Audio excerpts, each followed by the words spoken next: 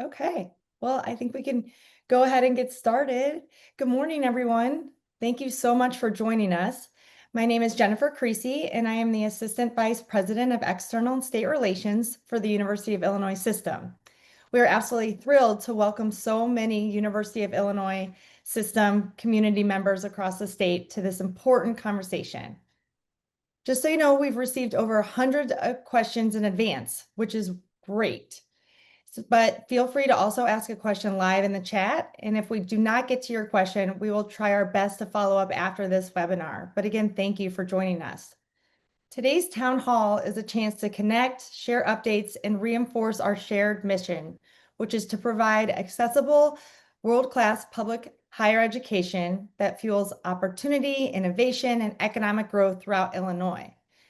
At the heart of this mission is a strong and sustained state investment. And our partnership with the state has been the foundation of our success for over 150 years. And it remains as vital today as we prepare for the challenges and opportunities ahead. Leading that effort is a tireless advocate for public higher education and one of the foremost champions of our system's role in driving Illinois' future. President Tim Killeen has led the University of Illinois System with vision and resolve, ensuring that we remain a national leader in student success, innovation, and statewide impact. It is my honor to introduce the 20th president of the University of Illinois, Dr. Tim Killeen. President Killeen has been advocating for public higher education in the U of I system since he came here in 2015. Since taking office, President Killeen has helped lead a surge of growth across the state's flagship university system and has strengthened our relationship with the state. President Killeen, thanks for joining us. I'm going to turn it over for you for today's update. Thank you very much, Jennifer. And since the title sheet says coffee, I've brought mine along. I hope you all have a beverage of your choice. Thank you so much for joining us today at this state town hall. I think our fourth in a row. It's a great opportunity to discuss some of the amazing work happening across our system, as well as some of the challenges and opportunities ahead of us at both the state and the federal levels, and we'll get into those. You, our alumni, advocates, and friends are one of the most important audiences we have, and it's so encouraging to me and to us all to see and appreciate your interest and your commitment to this university system. You're also collectively one of the most important voices we have, both in your advocacy for the vital work happening across the system and in your feedback and ideas and concerns, which we want to hear. And we've never needed you more than we do right now. I know that's something that often gets said, but there's a lot of things in the wind right now that we'll talk about. As you know, American public higher education is a unique force, positive force in our country, in its development, its strength, and the prosperity that we have enjoyed now for many decades. Through education and innovation, our universities have helped deliver the American century and the 2+ decades of progress since. Right now, in the 21st century, for a vibrant, sustainable economy and society, the country needs even more from this public university system, and we must help convene the talent from across our state of Illinois, across the country and beyond, and be a driver of economic development and public good, working in partnership with government and industry. And that includes important work on economic development, business retention, growth, and attraction. The U of I system delivers on all of these fronts, as well as our central educational mission, and we do this at a scale that no one else in Illinois can match. Let me tell you about some of the many ways we serve the people of Illinois and offer multiple doors to opportunity. I'll begin with the bottom line. The U of I system and our 3 universities are a publicly owned economic engine for Illinois. The U of I system generates $24.9 billion a year, and that's a bigger number than you've seen before, for our economy, and supports more than 225,000 jobs. That's 1 in every 37 jobs in the state. And this is according to a brand new report by the external data analytics firm Lightcast. We do this through our own hiring and through the vendors we hire, the construction that happens on our campuses, the conferences we host, the games we play, and the visitors who are drawn to our universities. We also drive our economy through the products and even whole companies that grow from our research. Our startups and the spin-offs based on our innovations generated more than $500 million for Illinois in 2023. And I just did an analysis of the top 20 or so companies that have gone on to greater things, and estimated that the market cap of those companies is in excess of $2 trillion. So we're a big player in terms of economic impact and development. And our students are a major part of the economic equation too, through the power of a U of I system education. So many of you are living proof of that, but we have the numbers to back it up too. The net impact of the U of I system's former students currently employed in the workforce in our state of Illinois was $18 billion in 2023. And students who were enrolled that year will eventually generate $3.6 in return for every public dollar invested in their education. That's a really good return on investment. And it works out incredibly well for those students too. They can expect a very healthy return of $4.80 in higher future earnings for every dollar they invest in their U of I education. And that's an average annual rate of return for those students of 18.1%, almost double the average 30-year return in our stock market of just over 10%. So yes, it's worth going to college. Now let's zoom in on our universities. Our combined U of I system enrollment was well over 97,000 students last fall. And that's 24% more students than we enrolled a decade ago. And they account for well over half, actually 53% of the total public university enrollment in the state of Illinois. So we're more than half of the total public university enrollment. We have 3 universities, but more than half of the students enrolled in public four-year schools in our state. The 17,000 students we've added in the past decade are the equivalent of adding a mid-sized university here in Illinois, more access for students from every part of our state. And we graduate more students than ever, more than 27,000 last year, with 3 new graduating classes about to be presented with their degrees starting this week.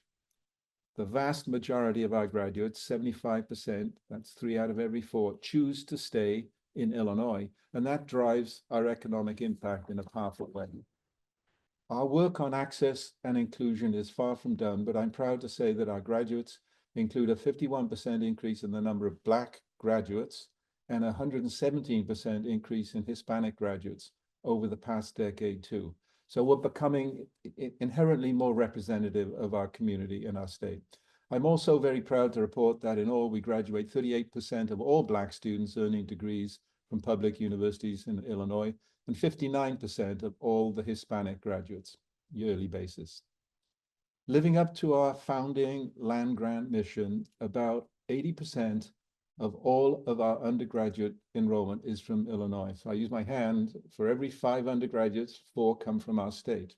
So it's a really healthy balance, and one that's unusually high percentage for peer institutions. Our resident enrollment rates are, in fact, higher than most of our peer institutions, much higher in many cases, famous universities. The Big Ten average, for instance, is 61%, and in-state enrollment at some Big Ten universities accounts for less than half of their students. Compare that to Urbana-Champaign, where just under 3/4 of undergraduate students are from the state of Illinois. At UIC, an impressive 89% of undergraduates are from Illinois, and at UIS, 83% of undergraduates from our state. And I emphasize that because I still hear concerns that we're not catering sufficiently well for students from our own state. And I think these numbers belie that concern. Our enrollment gives you one indication of the scale at which we strive to provide excellent education and opportunity. Also key to our ability to reach more and more people from Illinois, we're unwavering in our dedication to increasing access and maintaining affordability. All 3 of our universities now have programs that pay for all tuition and fees for qualified students. They're listed here. The Illinois Commitment at Urbana-Champaign, UIC Aspire in Chicago, and the Prairie Promise at Springfield ensure that financial barriers to the promise of a U of I education can be overcome for families with socioeconomic challenges. This means that 41%, a full 41% of our resident undergraduates pay no tuition or fees at all. And 69%, more than 2/3, pay less than full tuition. We're very proud of our commitment to affordability. And in fact, in 7 of the last 10 years, we froze tuition. And when we did increase it, it was significantly sub-inflationary. So we're committed to making this world-class educational attainment affordable and accessible to all. One of our major initiatives to open doors wider to our universities across our state is called Access 2030.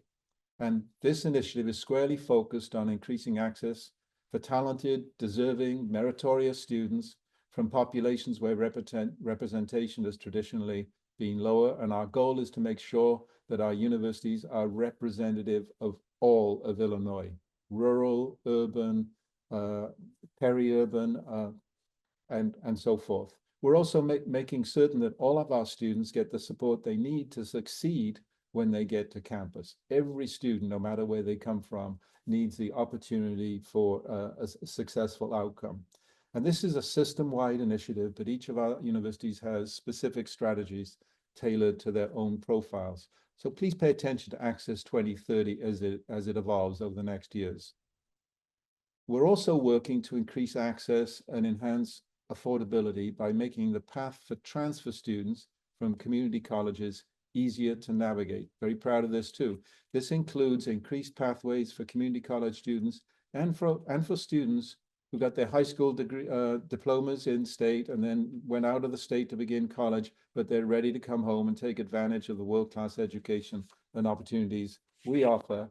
And now more than 4,100 transfer students enroll every year, and they perform extremely well, graduating at rates that are comparable to or often even better than students who enter as freshmen. Our state as a whole, by the way, has among the highest rates of bachelor's degrees completion by community college transfers in the country, either number 1 or number 2, way up there. And we're tied for the highest rate among low-income community college transfer students as well, something else, a point of pride for us. In the end, what matters most in our educational attainment are outcomes. We consistently have higher graduation rates than national averages, 76.3% system-wide. The national averages in the 60s, lower 60s. This only happens when consistent support for our students is provided all along the way, first year, second year, etc. And student retention is something we've been particularly focused on because it's a critical indicator of how likely a student is to complete a degree and of how effective that support system is. And we retain 89.3% of our first-year students. Also important to outcomes, our graduates leave the universities with lower debt levels than average, national average. This, as we all know, is incredibly important to students and their families. I spoke at the opening comments about the pivotal role higher education plays in the country's economic vitality. Research and innovation are where the rubber really meets the economic road. And the innovation that has for decades driven so much of our economic progress is produced by a complex and well-crafted system that includes research conducted at the Research One universities like UIUC and UIC. And our faculty and our full-time researchers include some of the finest, most brilliant minds in the world. And they're attracted to Illinois because of the U of I's history and prowess. We all benefit from the work they do every day, and it can, with financial support, power our state in the decades ahead. Changes in how and perhaps if this work is funded, and as you can see, $1.4 billion is a large number, an annual number. Changes in the way the work is funded present and are presenting a challenge in all of this, to be sure. Across the U of I system, $1.44 billion was invested in research in FY 2024, and most of that funding, more than $800 million, was invested by federal partners. So that's the scale of the federal investment in research at the University of Illinois system, $800 million annually. These are dollars that, like many of the researchers themselves, flow to our state based on a long successful, competitive track record of the U of I system research. Much of our research happens in collaboration with other partners too, including with the state of Illinois. One incredibly exciting example of that right now is the Illinois Quantum and Microelectronics Park, or IQMP. The University of Illinois Urbana-Champaign is leading this new national hub for quantum scale-up and microelectronics R&D, and it's Illinois' statewide bid to lead in the race to revolutionize computing, a race we can and must win. Urbana-Champaign also leads the Chan Zuckerberg BioHub in Chicago, a new research initiative in partnership explicitly focused on measuring human biology with the goal to understanding and treating the inflammatory states that underlie many diseases. And Urbana leads 3 of the national AI institutes funded by the National Science Foundation, focused on STEM education, agricultural resilience, and molecular discovery. The University of Illinois Chicago is part of the Chicago Biomedical Consortium, a collaboration created to develop a life science ecosystem that is a destination for visionary biotech companies and talent. And that has generated more than $3 billion in economic impact for Greater Chicago. UIC is also leading a consortium of HBCUs and Hispanic-serving institutions training the next generation of quantum engineers. And that's an economic field that is anticipated to grow to trillions of dollars in the next decade. And UIC research recently developed Lantrida, the only FDA-approved treatment for brittle type 1 diabetes, an incredibly severe form of diabetes that traditionally could only be treated by a pancreas transplant.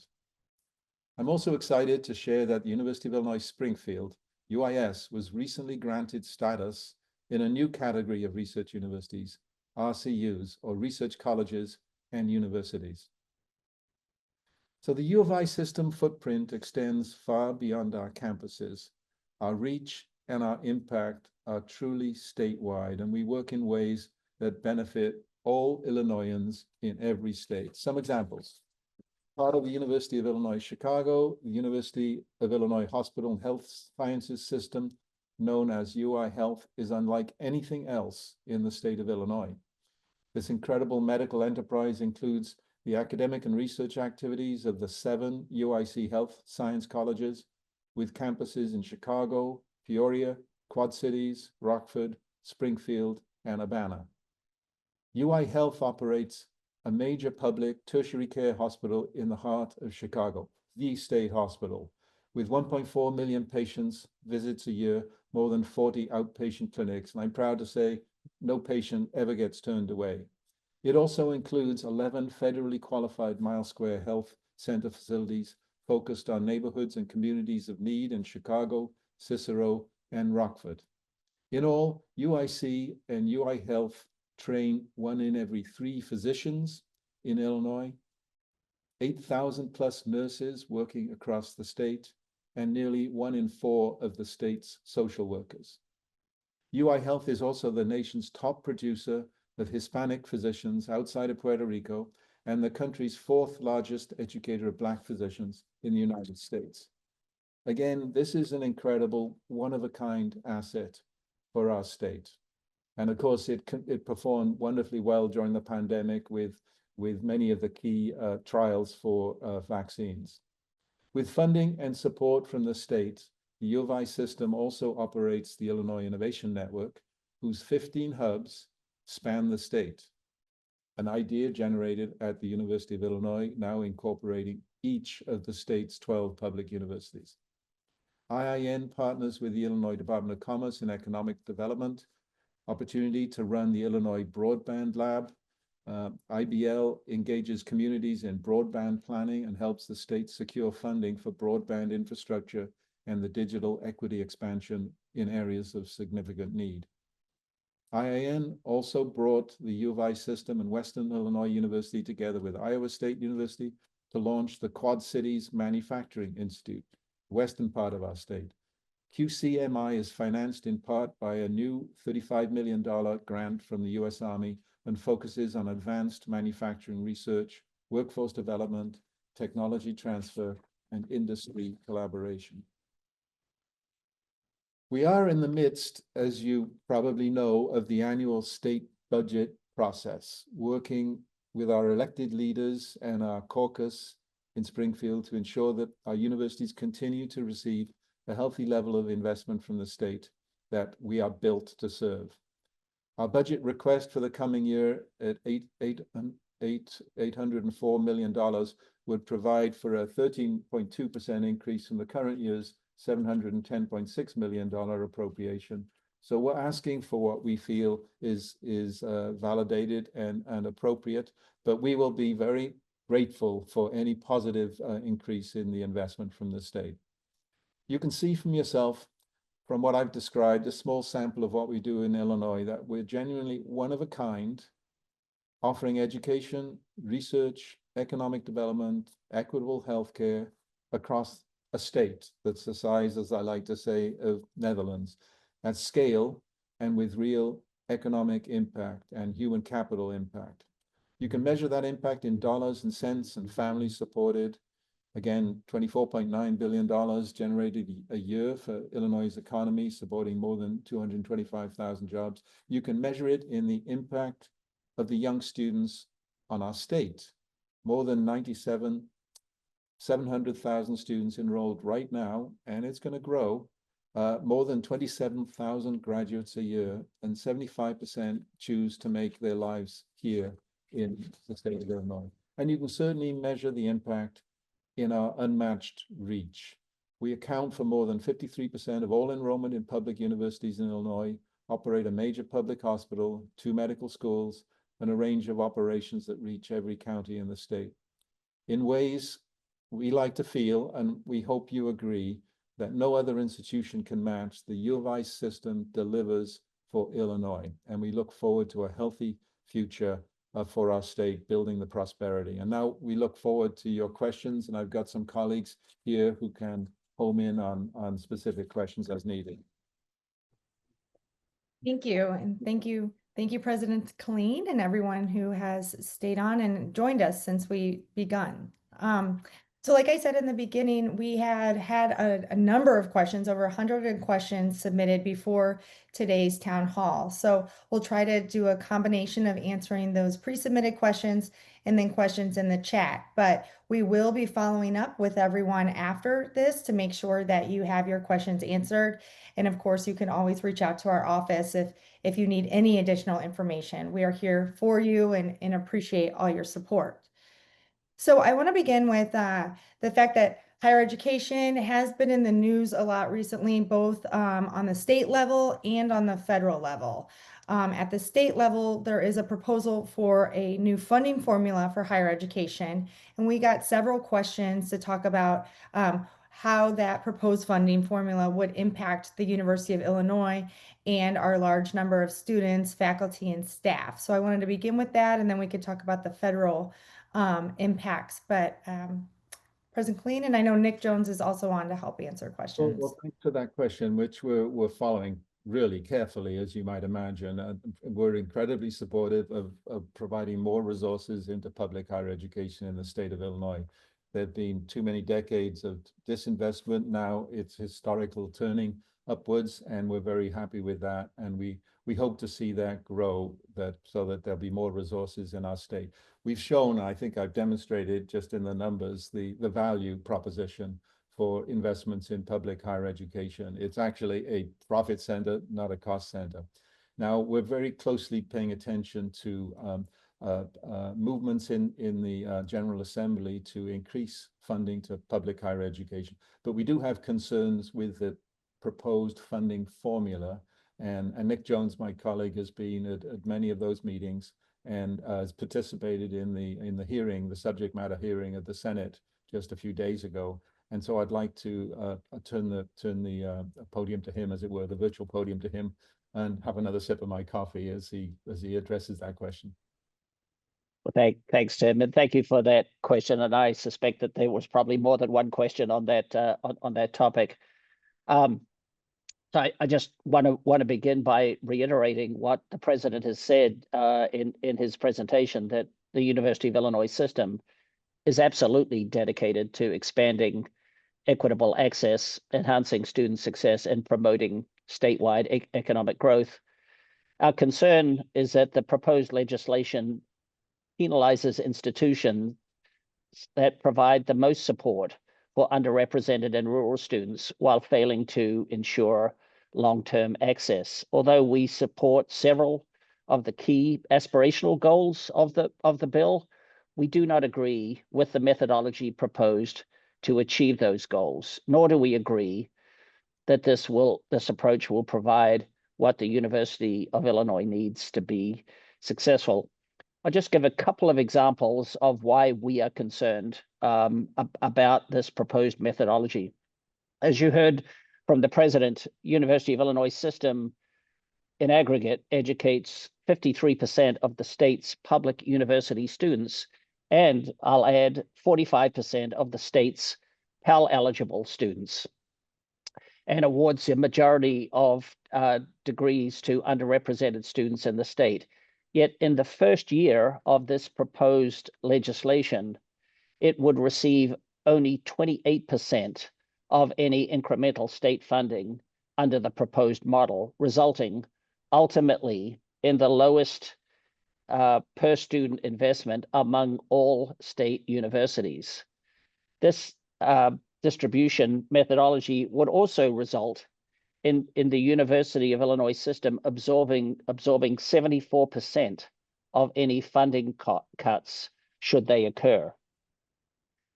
We, as a university, tend to focus on outcomes, so I can also share the impacts that we've simulated over a 15-year period on our two largest universities.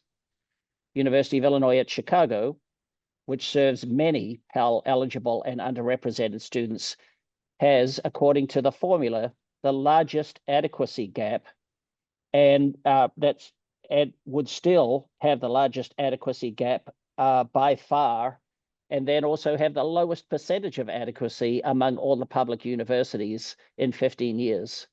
Urbana's adequacy gap wouldn't be reduced, but would actually grow over that same 15-year period by about $80 million.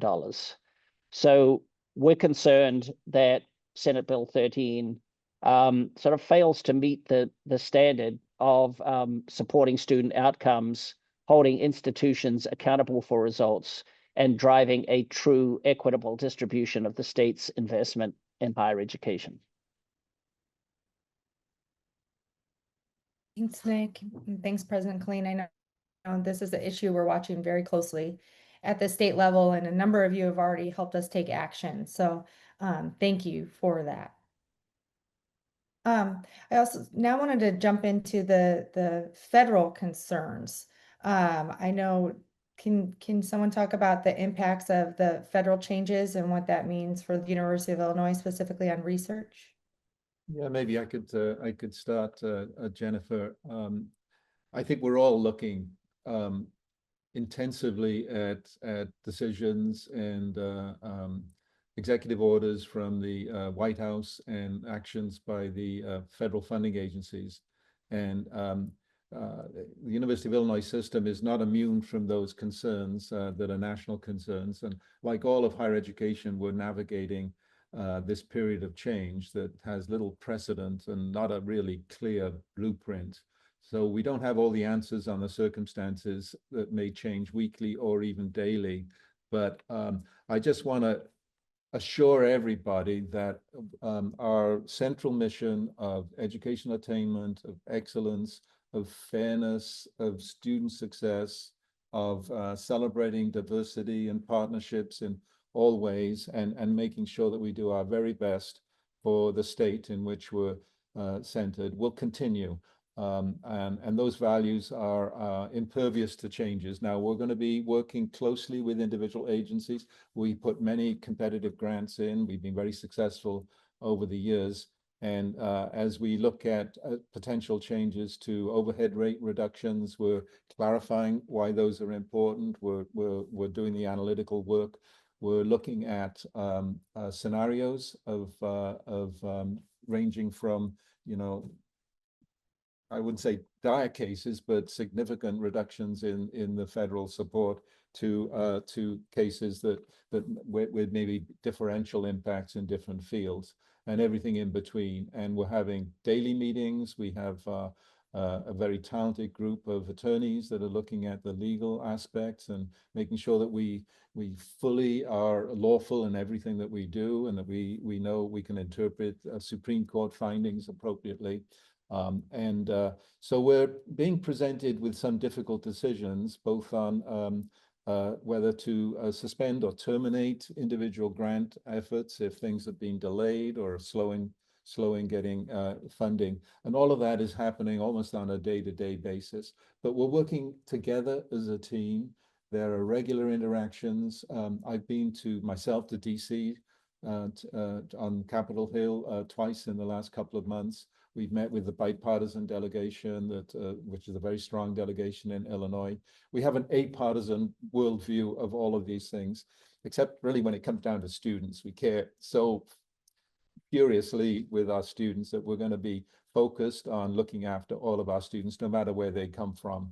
But we don't have a partisan perspective on this, but we do have the basic interests of our university system in mind when we interact with those partners. We're working collectively across like-minded institutions, peer institutions, at the national level through our professional associations, at the Big Ten kind of levels, and in the sorts of peer institutions for UIC and UIS. There's a lot of interaction going on across the whole higher education landscape and enterprise, and we're paying close attention to potential downside effects on our mission. But as I said, along the way, we will come through this period. I can't say unscathed. There will be some reductions, almost certainly, but we will have our values and our guiding principles intact, and we will be ready to rebound as the situation develops to a new normal. Maybe Nick Jones would like to add a few words on that topic. He's been very involved in these conversations. Yeah, thanks, Tim. I really would just echo the comments that you have made already. I think some of the challenges we see are direct challenges in terms of funding impact. Some of them are indirect, in that some of our organizations are funded through, for example, state programs that receive federal funding that has been impacted. So as we consider all of those impacts in aggregate, I think we're just supporting our three universities to make sure that our people who are our priority are taken care of and supported to the best of our ability. And I think, as Tim said, I think we will navigate through this, but it's going to be a little turbulent for the months ahead, as a lot of these changes and in some cases rescissions impact us. Along those same lines, we got a few questions. Would there be any advice you would give graduate students or faculty to work through this with us? Yeah, we're very concerned about our student body, as I've tried to emphasize, including our graduate student body. And one thing that is clearly evident, you can count some of the quantitative impacts in terms of visas revoked and then not revoked, or dollars missing from a specific grant or a number of grants. And we have 19 agencies that have reacted to the situation with funding reductions or terminations or slowdown. But it does affect our graduate student population, and there's uncertainty because of the speed with which these changes are being, and also some of the legal events that are happening too, have affected things with temporary restraining orders and even injunctive relief in one instance. But the graduate students are a focal concern for us, because they participate really strongly in the educational mission and in the research mission. And when there's a research group that can't rely on continuation of funding or is uncertain about what's coming next, it's very hard to quantify the loss of opportunity for young people if there are fewer internships, fewer teaching assistantships, fewer graduate student representations opportunities. So we're concerned about that, and we're reacting as a system to ensure that we maintain the kinds of opportunity space for particularly young graduate students moving forward, because we can't afford as a country to lose the kind of talent reservoir that is embodied in those folks. And if they lose an opportunity, they may not come back in as well. So it's a point of significant concern for us, the impact on our graduate student population. But and I know there's anxiety and concern, and I get a lot of questions when I speak to those groups in departments, et cetera. And it's impossible to absolutely reassure them, but I'm going to make sure that everybody understands we're doing everything we can to be knowledgeable about the trends, to be practical and pragmatic about our response, but with a core central motivation and commitment to our student groups.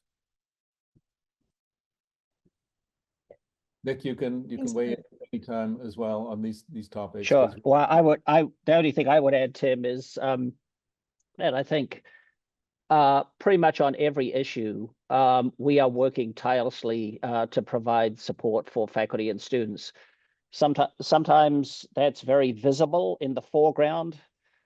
Sometimes it's in the middle ground.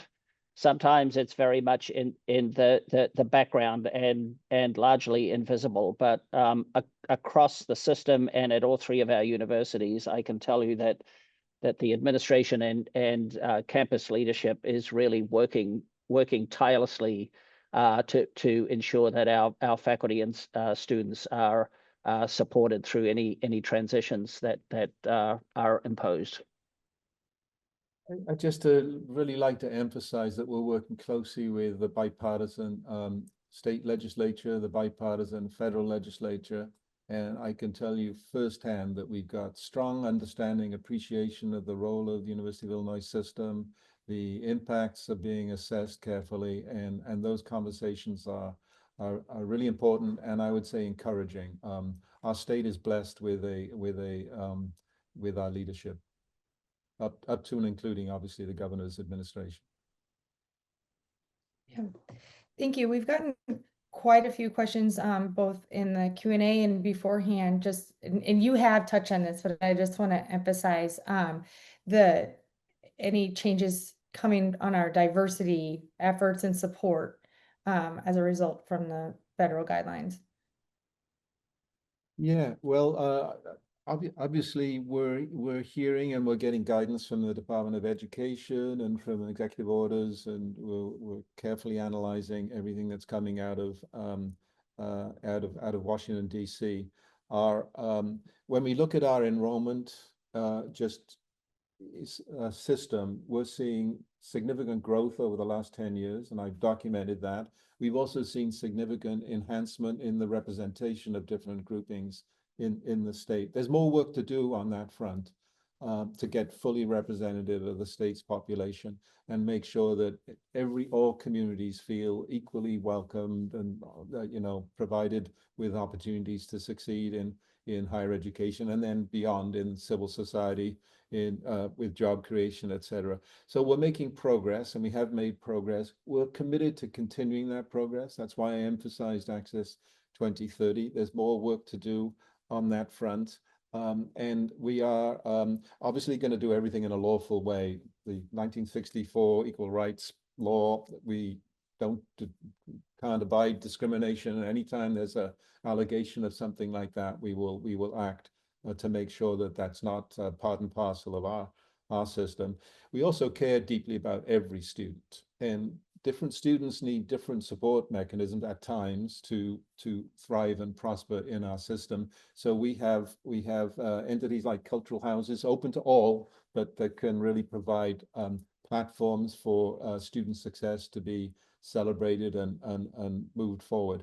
So some of the terminology has become somewhat toxic in today's social media universe. So we're focusing on fairness, student success, celebrating diversity, including diversity of viewpoint, diversity of background, diversity, urban, rural, etc. writ large. And obviously, we're committed to our international student population too.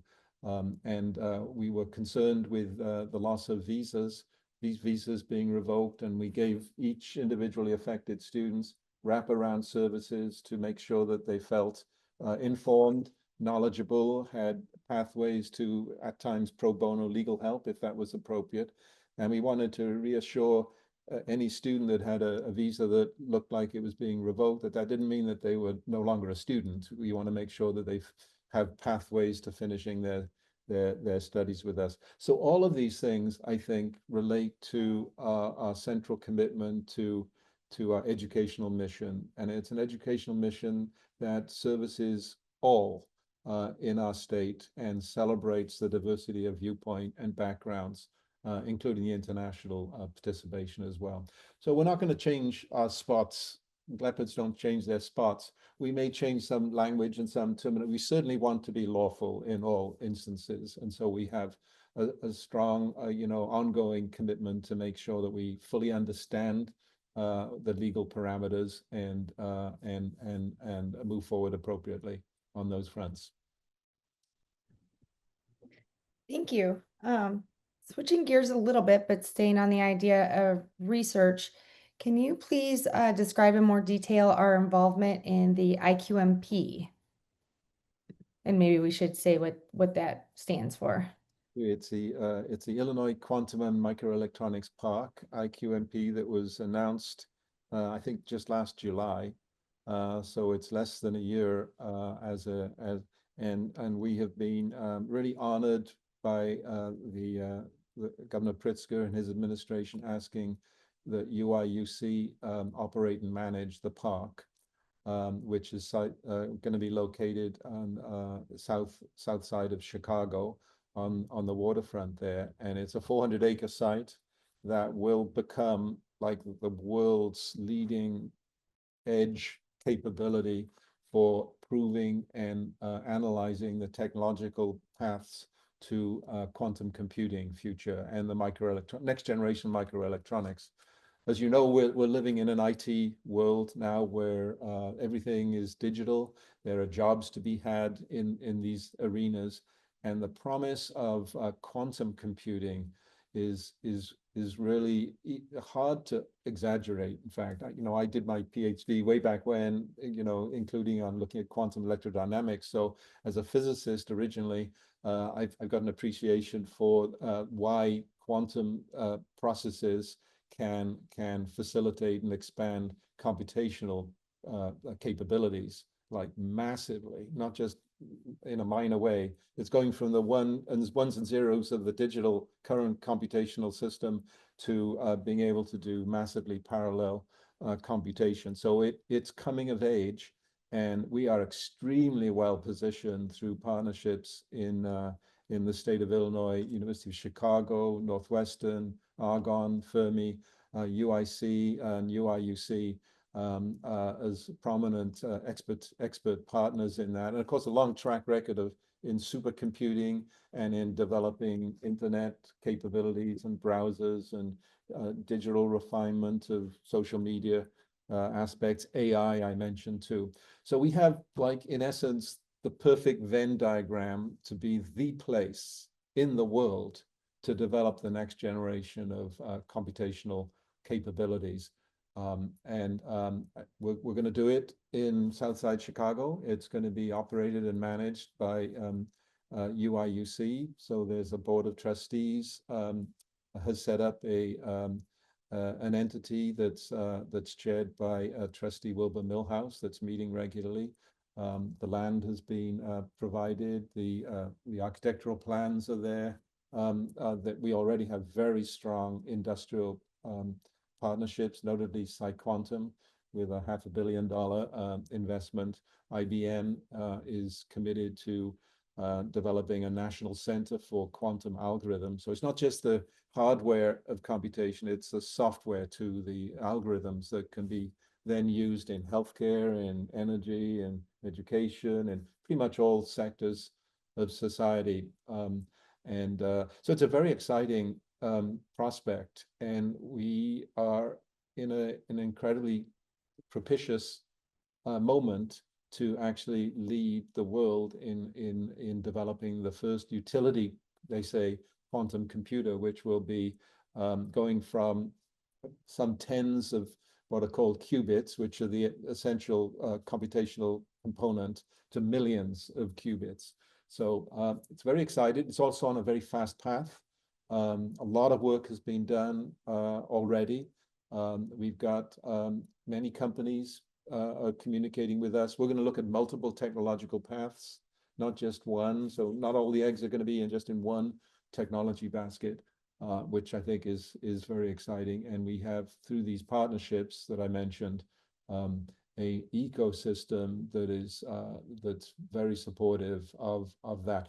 We also are merging DPI, the Discovery Partners Institute, into the IQMP, into the quantum arena, to make sure that the workforce development, the new job creation, the communities can participate and be involved in a way so that it's a democratized low case D capability moving forward. And that's also a very exciting component. I know of nothing internationally of the scope or with the momentum that we've already established there.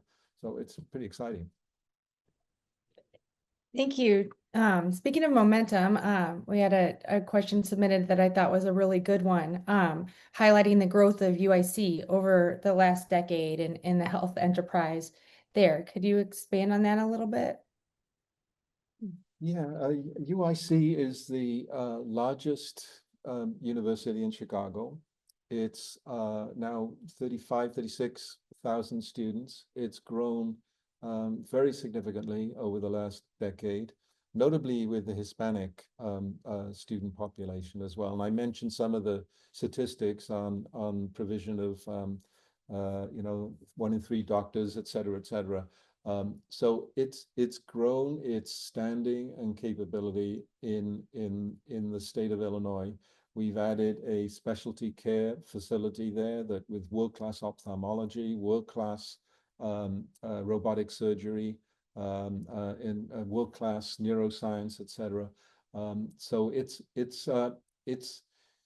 in many ways, Chancellor Miranda, if she was here, she would give it a nice encapsulated sentence or two. But it's a research-intensive, open, diverse, embracing world city capability in public health delivery and distribution that's operating at the leading edge, including AI and including modern technologies as well.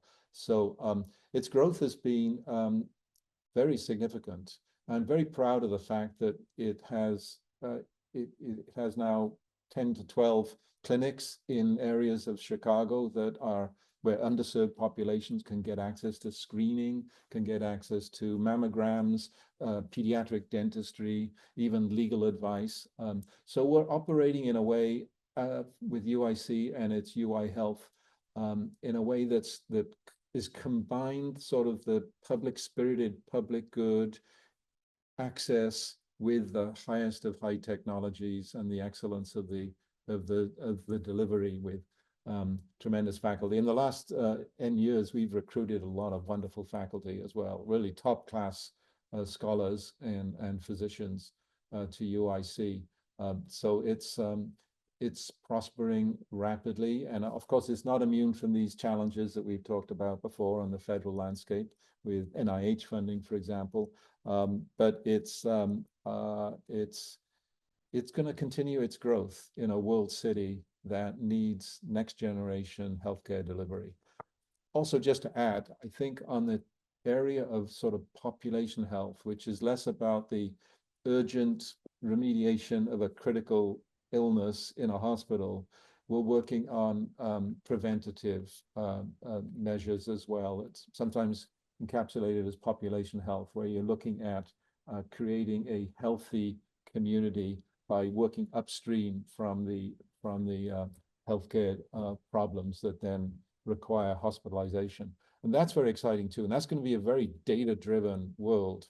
Also, with population health comes personalized medicine, where the combination of data about individuals and the therapeutic opportunities that are sort of emerging in terms of design a molecule, almost design a therapeutic.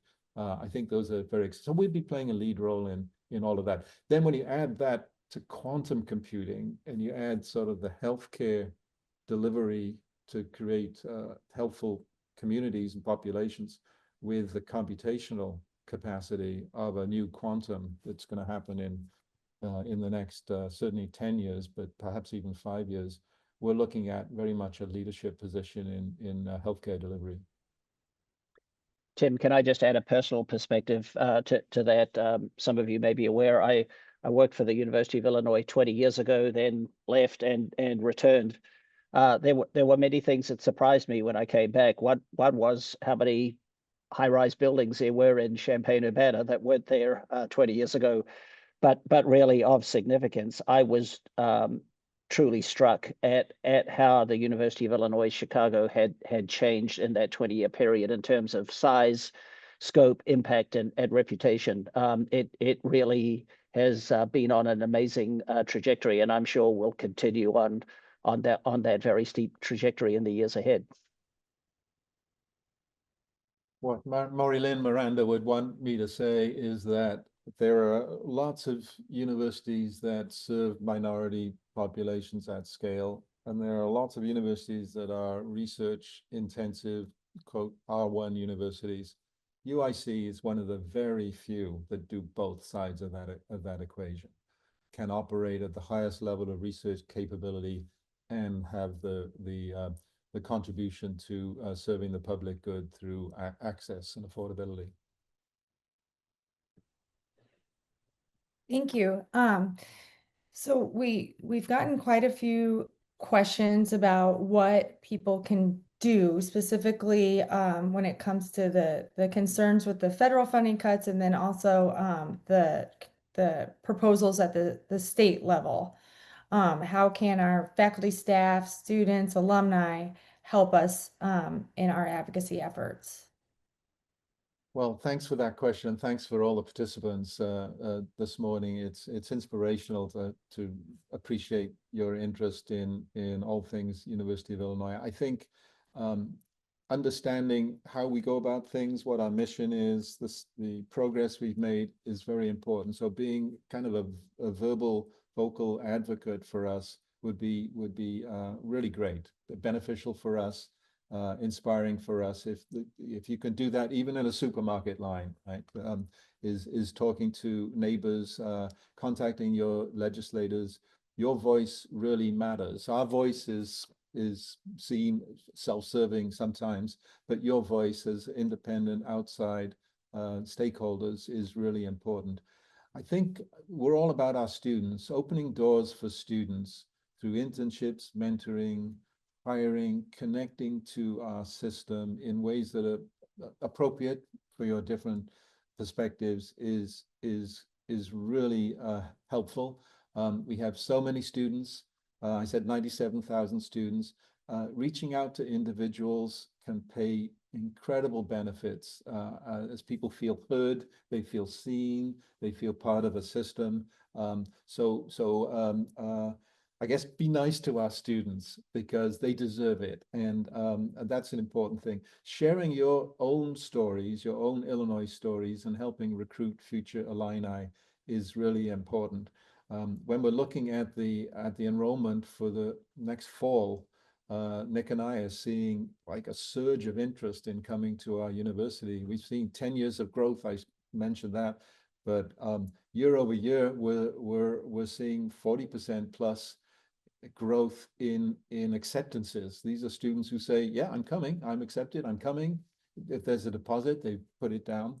So we're still seeing a lot of families and students really wanting to join us at the University of Illinois system. And our commitment is to make our educational product excellent, but to do it at scale. So welcoming that and helping us with the state legislature, of course, is very important. The next week or few weeks, the key budget decisions are going to be made. We have concerns about the formula, as you've heard, and we do need continued sustained support from the state to maintain the kind of level that we have.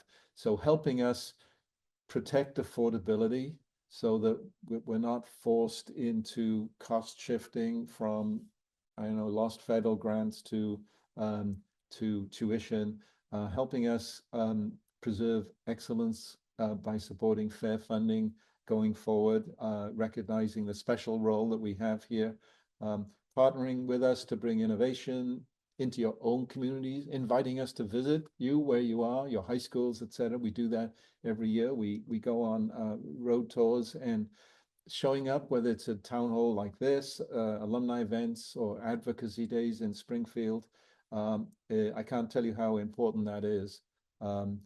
Together, and you can all, if you haven't already, sign up easily to Illinois Connection, which is our digital advocacy network that has grown really rapidly in the time I've been here. It's now about 40,000 advocates we have who are responsive, and we try to make sure that everybody feels informed through events like this, and the advocacy we rely on it, frankly, the advocacy and the good feeling that all of this is at a time in our country where public higher education, or higher education writ large, is seen an erosion of public trust and confidence. We actually, frankly, haven't seen that for us. We do annual surveys where we see growth in public trust and confidence in the citizenry of our state. And I think it's because we're keeping our promises, we've got our costs down, et cetera. But we're in a circumstance nationally where public trust and confidence in our sector has eroded. So we have to be the antidote to that, and we have to do it authentically by demonstrating success, by demonstrating commitment, by demonstrating a grounding in principles and values that are timeless. And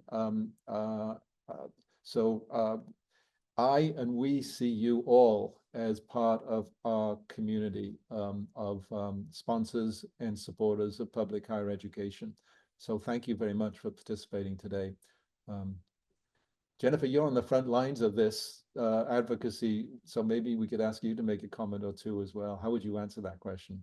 Yeah, no, I just wanted to highlight all of the links that have been dropped into the chat. And thank you all for joining us today. We had almost 700 people, which was amazing. And that shows the importance of what we're working on and what that means to the state and to each and every one of you. We want the university, all three of our universities, UIUC, UIC, and UIS, to remain strong and vibrant so that it lifts up the state. So if you could please pay attention to the chat. There's links to sign up to Illinois Connection. Like President Killeen said, this is a way that we can stay in touch. We have monthly newsletters and often do other communications throughout the years to make sure that everyone is informed what we're working on. And then in that, there's also was a number of different links to both the state issues that we're working on and the federal issues. I received a lot of questions again in the chat and beforehand on just how we can all stay in touch and then how everyone can let your voices be heard. You telling your U of I story is the most important tool that we have and the most important thing that we do, why we all do what we do. So we appreciate that very much. We will be sharing the slides, so there'll be a follow-up email that comes out. We can share the links and the slides and help answer any questions that we did not get to. But we really appreciate everyone's time today. And President Killeen, I'll end on maybe the favorite question that I got. How do you like your coffee? It's pretty good, and I've got a mug with the seal of the University of Illinois system, which you have to get special permission. So yeah, it's very good, and I'm not quite finished yet. So I hope everybody has a wonderful morning and day, and thank you again so much for participating today. Yes, thank you all, and hopefully we'll be in touch and see you soon. Thank you.